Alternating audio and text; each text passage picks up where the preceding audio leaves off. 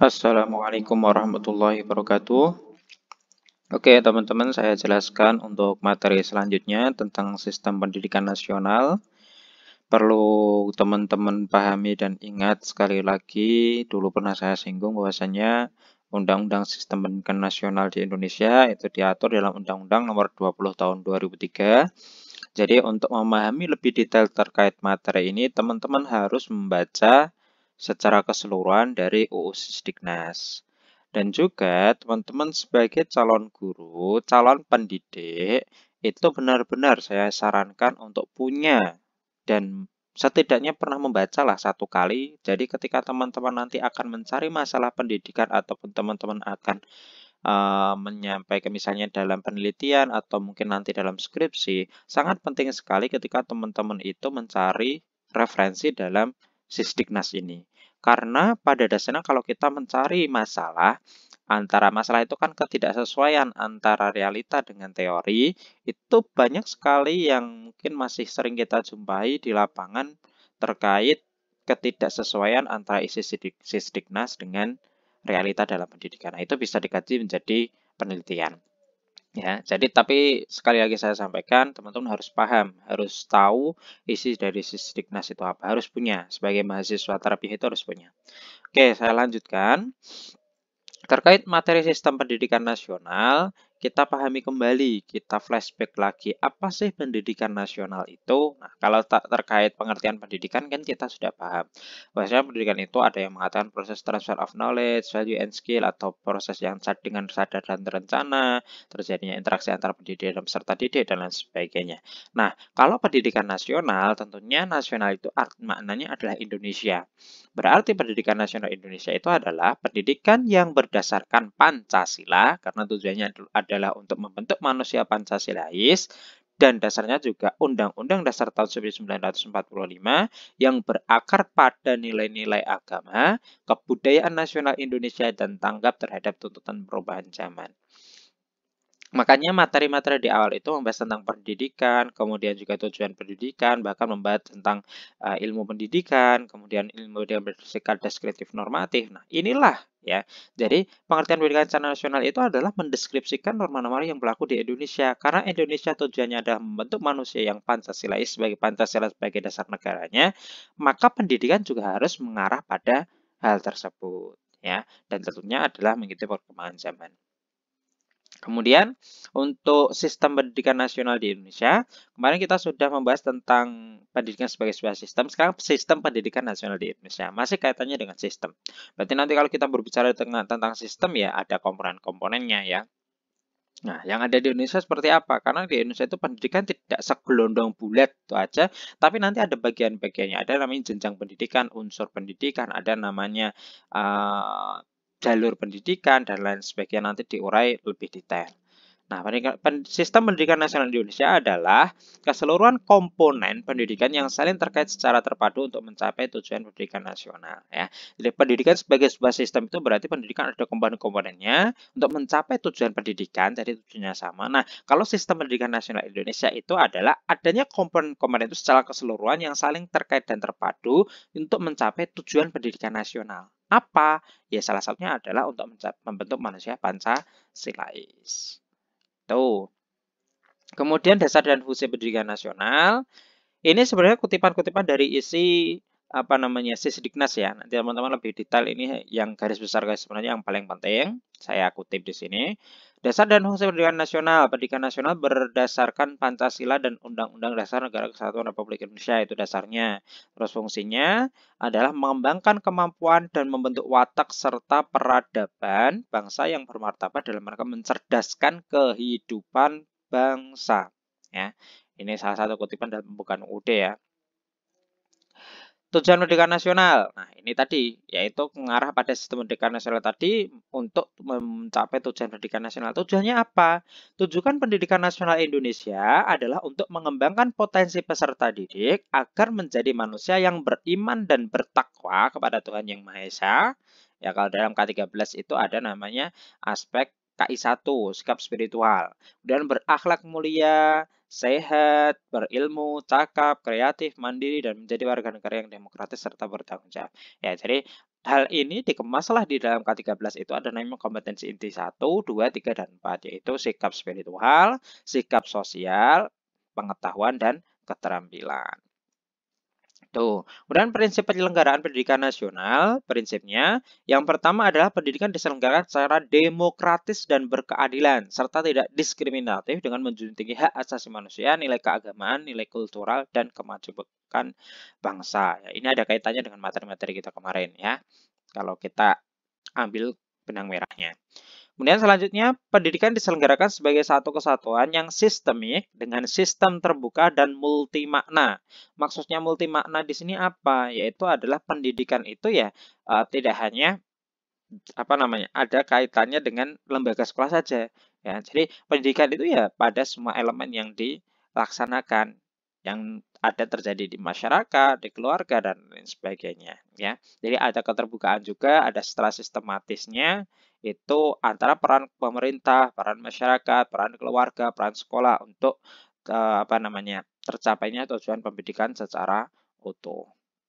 Kemudian pendidikan diselenggarakan sebagai suatu proses pembudayaan dan pemberdayaan peserta didik yang berlangsung sepanjang hayat. Ya, kalau kita berbicara pendidikan, ya kemarin kita singgung yaitu mulai dari lahir sampai dengan meninggal dunia itu terjadi proses yang namanya proses pendidikan, dan itu melakukan peran serta dari pusat pendidikan untuk mencapai tujuan tersebut. Pendidikan diselenggarakan dengan memberi keteladanan, membangun kemampuan, dan mengembangkan kreativitas peserta didik dalam proses pembelajaran. Nah, ini mana secara umumnya. Yang kelima, pendidikan diselenggarakan dengan mengembangkan budaya membaca, menulis, dan berhitung bagi segenap warga masyarakat. Ya, bahkan kemarin ketika materi tentang pendidikan sepanjang hayat disinggung adanya pemberantasan buta aksara. Ya, jadi warga masyarakat itu tidak hanya peserta didik, tapi masyarakat semuanya itu berproses untuk mengalami yang namanya pendidikan. Makanya pendidikan itu hak setiap warga negara dan sepanjang hayat sifatnya. Yang keenam, pendidikan diselenggarakan dengan memberdayakan semua komponen masyarakat melalui peran serta dalam penyelenggaraan dan pengendalian mutu layanan pendidikan. Yaitu nanti ada kerjasama antara pusat pendidikan itu, baik itu pada aspek pembentukan pengetahuan, kemudian juga sikap atau bersifat bimbingan, dan juga tentang keterampilan atau pelatihan. Selanjutnya jalur pendidikan. Nah, kita masuk dalam jalur pendidikan nasional ya. Jalur pendidikan nasional itu adalah wahana yang dilalui peserta didik untuk mengembangkan potensi diri dalam suatu proses pendidikan yang sesuai dengan tujuan pendidikan, yaitu jalurnya. Ya, jadi nanti ada namanya jalur, ada namanya jenjang. Kalau jalur itu adalah wahananya, yaitu proses yang dilaluinya. Apa jalur pendidikan nasional itu? Yaitu ada pendidikan formal, non-formal, dan informal. Yang dikutip dalam pasal 13 ayat 1 tentang UU Sidiknas yaitu nomor 20 tahun 2003. Jadi, pendidikan itu ada pendidikan secara formal, non-formal, dan informal. Ini sudah saya ulangi berulang kali, ya. Nanti mungkin saya flashback sedikit saja ya.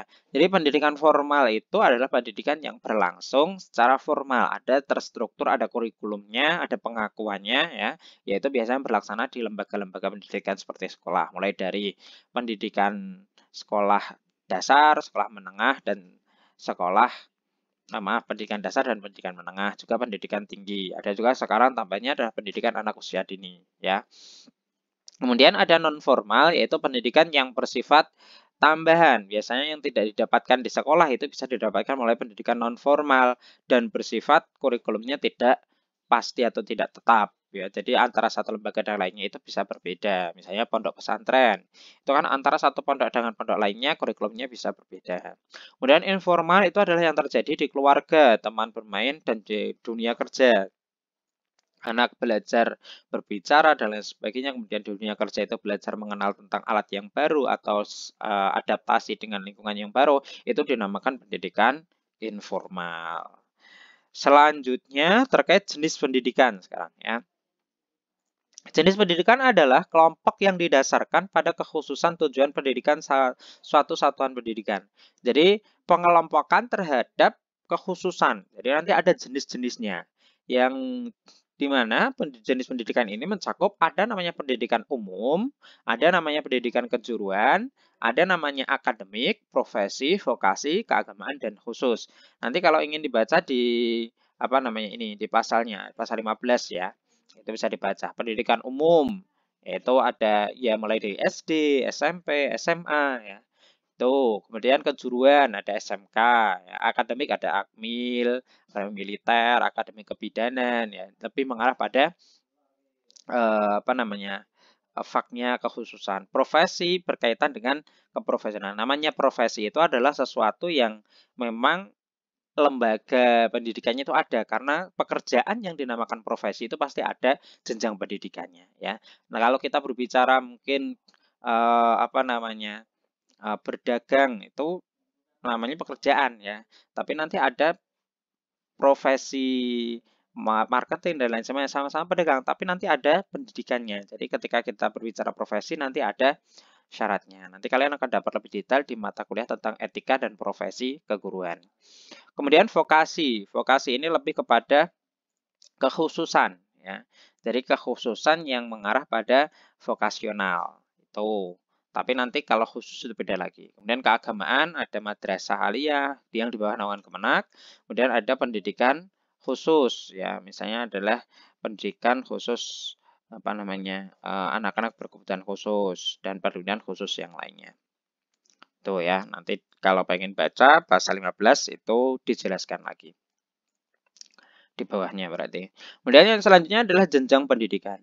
Jenjang pendidikan adalah tahapan pendidikan yang ditetapkan berdasarkan tingkat perkembangan peserta didik. Ya, jadi kalau jenjang itu adalah runtutan dari dasar sampai dengan yang tinggi. Jadi didasarkan pada perkembangan peserta didik, tujuan yang akan dicapai dan kemampuan yang akan dikembangkan itu apa. Jenjang pendidikan formal, nah ini pendidikan formal itu ada pendidikan dasar, pendidikan menengah, dan pendidikan tinggi. Diatur dalam pasal 14 Undang-Undang Sisdiknas. Nah, jadi kalau yang diatur itu lebih kepada pendidikan formalnya, ya. Ya, Pak, kalau PAUD kok tidak masuk. Nah, PAUD itu nanti ada aturan tambahannya sendiri, ya. Jadi pendidikan anak usia dini itu ada aturan karena pendidikan anak usia dini baik itu TK, RA, KB dan lain sebagainya itu tidak bersifat mengikat. Jadi tidak menjadi syarat untuk mengikuti pendidikan jenjang selanjutnya. Masuk SD, MI itu tidak harus lulus dari TK dan lain sebagainya. Bisa langsung masuk SD. Makanya tidak masuk dalam jenjang yang satu kesatuan ini. Tuh. Kemudian kalau non formal dan informal gimana Pak? Kalau non formal itu jenjang ada yang menggunakan perjenjangan misalnya adalah madrasah kan ada madrasah awaliyah, ada wusto ya.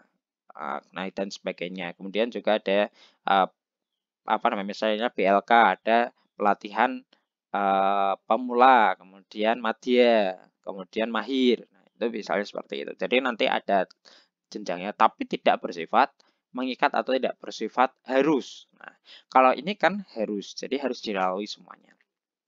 Nah, kita bahas dulu pendidikan anak usia dini ya. Pak kan nggak masuk jenjang, tapi perlu kita ketahui karena ini sudah ada menjadi sebuah profesi juga karena sudah ada jurusan di mata kuliah juga ya. Maaf, bukan mata kuliah tapi di jurusan ya, prodinya sudah ada dan ini juga bersifat nanti linearitas kalau ingin jadi guru PAUD itu ya harus lulusan pendidikan anak usia dini. Apa itu pendidikan anak usia dini? Pendidikan anak usia dini yaitu adalah pendidikan yang diselenggarakan sebelum jenjang pendidikan dasar. Ya, kemudian diselenggarakan bagi anak sejak lahir sampai usia 6 tahun dan bukan prasyarat masuk pendidikan dasar. Ya, jadi ada namanya KB kelompok bermain, ada namanya TPA, ada namanya apa namanya RA, Rododo Atfal, ada namanya TK, kemudian ada namanya sejenisnya lah ya, yang memang atau PAUD sendiri ya, itu adalah untuk anak di usia 0 sampai 6 tahun. Karena masuk SD itu kan syaratnya adalah 7 tahun ya. Itu 7 tahun bisa masuk SD harusnya ya, tapi banyak sekali yang mungkin belum 7 tahun sudah masuk SD. Nah, ini kenapa dimasukkan juga PAUD ini dimunculkan karena anak harapannya masa-masa itu anak memang mendapatkan pendidikan yang bisa dikatakan layak lah, yang baik gitu. Karena itu masa-masa memang anak bisa menangkap materi dan daya ingatnya sangat kuat. Tuh. Kemudian untuk pendidikan anak usia dini ini dapat diselenggarakan melalui jalur pendidikan formal, non formal, dan atau informal. Jadi ada namanya pendidikan anak usia. Kalau kelompok bermain itu ada yang mungkin informal ya, karena hanya tempat bermain ya. Ada yang non formal, mungkin bisa dikatakan semacam ya ada tempatnya, tapi tidak formal, tidak di bawah naungan pemerintah secara langsung. Karena kan ada yang swasta, ada yang pemerintah. Kalau TK biasanya masuknya di formal, ya. Kemudian kalau yang intinya gini, kalau yang formal itu nanti ada dari pemerintah terhadap gurunya itu ada kesejahteraannya. Ya, mungkin bisa sertifikasi dan lain sebagainya. Kemudian pendidikan anak usia dini pada jalur pendidikan formal, nah ini berbentuk TK, Rodotul Atfal atau bentuk lain yang sederajat ya. Jadi ini nanti kan ada namanya pada guru PAUD itu bisa mendapatkan, maaf, para guru TK itu bisa sertifikasi dan lain sebagainya. Kemudian pendidikan dasar. Nah, setelah pendidikan anak usia dini itu bisa masuk pendidikan dasar, tapi tidak menjadi syarat ya. Jadi masuk pendidikan dasar itu bisa teman-teman itu langsung masuk ke pendidikan dasar. Pendidikan dasar itu apa saja? Nanti ya, mungkin ada yang kita salah persepsi. Ya. Kalau SD itu pendidikan dasar itu SD saja, SMP itu pendidikan menengah ya, karena sekolah menengah pertama. Tapi nanti ada penjelasannya. Kalau SMP itu masuknya di pendidikan menengah. Maaf, pendidikan dasar. Ya, jadi pendidikan dasar merupakan jenjang pendidikan yang melandasi jenjang pendidikan menengah. Ya, jadi dasarnya itu harus memang melalui pendidikan dasar. Pendidikan dasar berbentuk sekolah dasar dan madrasah ibtidaiyah atau bentuk lain yang sederajat serta sekolah menengah pertama dan madrasah sanawiyah atau bentuk lain yang sederajat. Jadi SD sampai 9 tahun itu merupakan bagian dari pendidikan dasar ya. Dan ini pendidikan menengahnya adalah SMA sederajat ya. MA, SMK itu masuk pendidikan menengah.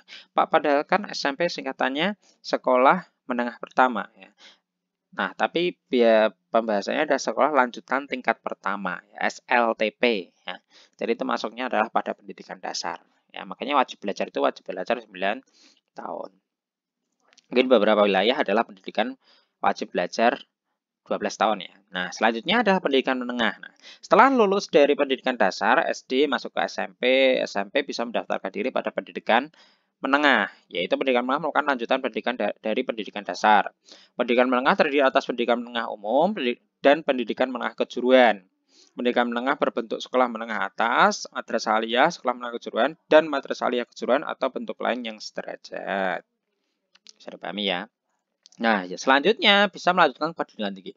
Jadi ke pendidikan tinggi itu memang harus prasyarat dari pendidikan dasar, ya. Maaf, pendidikan dasar terus menengah baru pendidikan tinggi. Tapi ada beberapa pendidikan tinggi itu bisa dengan syarat yang lain. Misalnya ada lulusan pengakuan dari mungkin pondok pesantren dan lain itu bisa mendaftar ke salah satu jurusan ya, yang khusus lah ya, tapi tidak semuanya. Jadi memang secara umum untuk melanjutkan ke pendidikan tinggi itu adalah harus lulus dari pendidikan menengah. Pendidikan tinggi merupakan jenjang pendidikan setelah pendidikan menengah yang mencakup program pendidikan diploma, sarjana, magister, spesialis, dan doktor yang diselenggarakan oleh perguruan tinggi. Pendidikan perguruan tinggi dapat berbentuk akademi, politeknik, sekolah tinggi, institut, dan universitas. Nah, jadi kalau kalian tahu loh kok kenapa kok dulu namanya sekolah tinggi, kemudian sekarang berubah jadi institut, kenapa tidak universitas langsung? Nah, nanti ada perbedaannya.